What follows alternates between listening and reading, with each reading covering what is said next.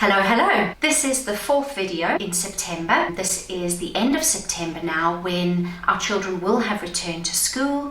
They'll have been back at school for a couple of weeks. I hope that your child has been able to settle into the school routine. I hope they've been able to feel comfortable going into school, feel happy to be back with their peers and their teachers. Unfortunately, I know that the reality is that for some children this will not have been the case.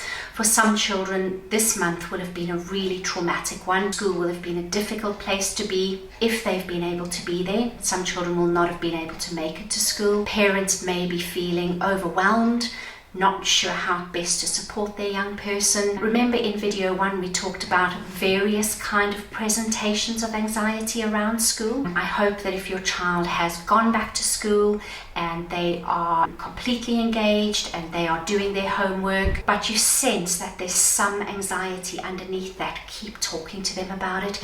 Keep creating that safe space for them to come to you and talk to you about that. Everything may look fine on the outside, but make sure that you are giving them the opportunity to express how they're feeling. I'm not saying create problems where there are none. Some children will be absolutely fine, but I imagine if you're watching this, it's probably because there's some hint of anxiety or something more extreme for your young person.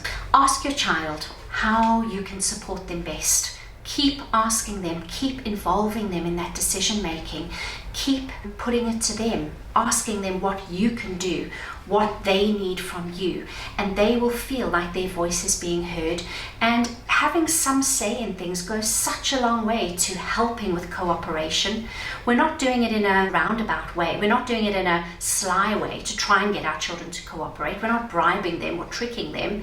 We are simply knowing that when we are asked for our opinion, when we are asked about how we think things would work better, immediately there's more buy-in from us, and it works exactly the same for our children.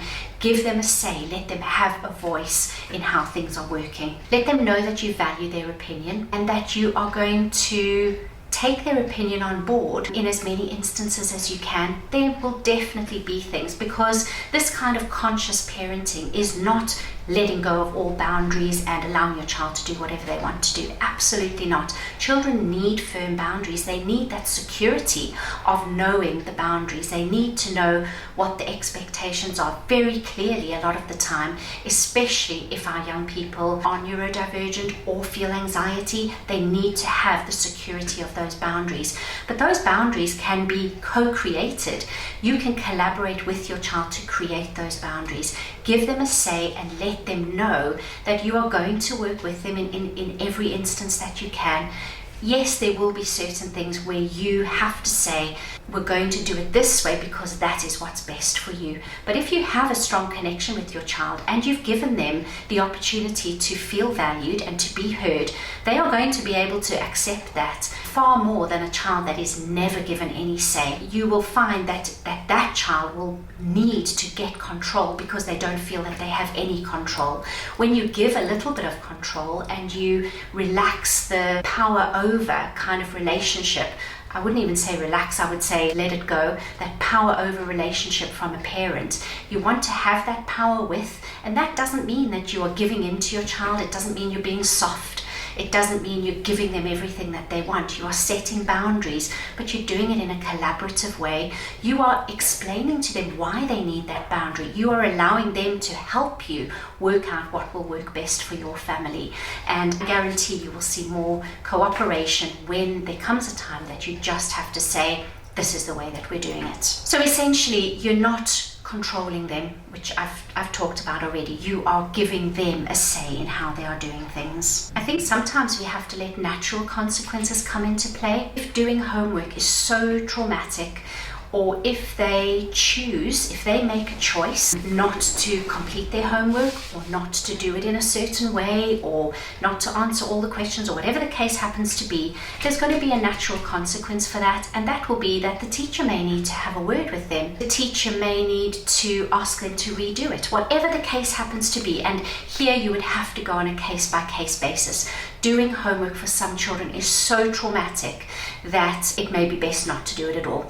And then you would need to negotiate that with the teacher. But for some children who are struggling to focus, or they'd far rather be doing something else, there's always going to be a reason behind that, but sometimes allowing natural consequences is the best way. The way I always think about this one is, and this was a big one in our family, still can be actually, if you tell your young person that you think it's a good idea to take a coat to school, and they argue consistently that they don't need a coat, they don't want to take a coat is a hassle when they're at school because they've got to keep it somewhere, etc., etc. Eventually you let that go and let them take responsibility for that.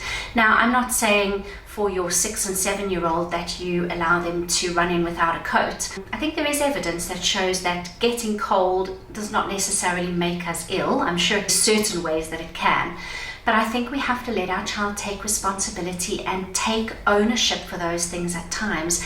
And if they feel cold, then let them listen to what they are feeling. And the next day they may well say, oh, I was really cold yesterday, I'm going to take my coat today. Maybe they've worked out that it's worth the hassle, that they want to have their coat on. Whatever the case happens to be, you will know better than I of your individual circumstances. Take that advice and use it in whatever way is best for your family. I think stepping back becomes a really big thing, especially as our children get older. If you have teenagers, sometimes you have to pick your battles. I know that's overused at times, but it is really true. You have to step back from things at times and trust that they will work their way through it, because sometimes for you to keep on at them about things or make a big deal about it or force them to do things actually breaks the connection with you more than it helps them to do that thing. So stepping back, letting them take ownership of it can be the best way forward. And then sometimes they just step up to the plate. When they are given that responsibility, they become more responsible and they step up and they do it in their way, because you are not controlling how they are doing it, and that's all that they need sometimes. And I think it's really important in September, just to finish off, to say focus on their strengths.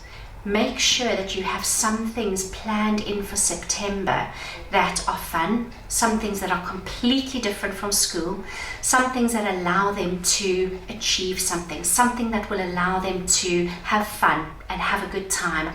Because if school is a really difficult place, you want other things throughout September that are going to just help them along, to have some joy and hope and enjoyment. And I think it's really important to plan for those. You know, when you have a holiday coming up, you can almost get through anything because you have the hope ahead of you. If you know that your child is going to have a tough time in September, make sure that they know that on the weekend you've got a trip planned, or you've got a visit planned, or they're going to be able to do something with their friends. Whatever the case happens to be, whatever suits your child best, make sure that you have that enjoyable time and make sure that you maintain that connection. Plan connection time. It doesn't have to be hours and days of connection. It can be little moments, little times when you give them a little smile as they walk past, you touch their shoulder as a sign of support, you hold their hand and squeeze their hand and let them know that you're there for them. Anything that builds that connection in those tiny moments. I actually think that more often connection is just built in those tiny moments, day after day after day, rather than huge big grand gestures.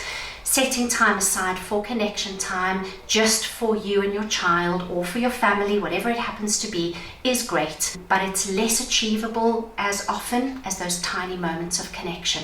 So just ensure that you've got some of those things planned in that can see you through what can be a really tough month. And I would always say supporting a child who's finding school extremely difficult can be very lonely, it can be very isolating, it can be really tough on you as the parent.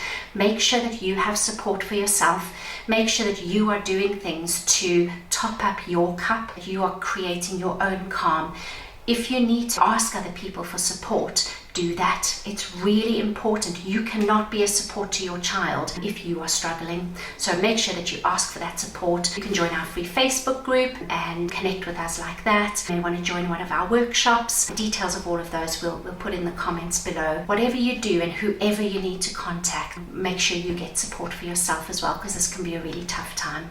But I hope that what we've shared in these 4 videos will help you, and I hope that it has helped you through the month of September to be able to support your child in going back to school.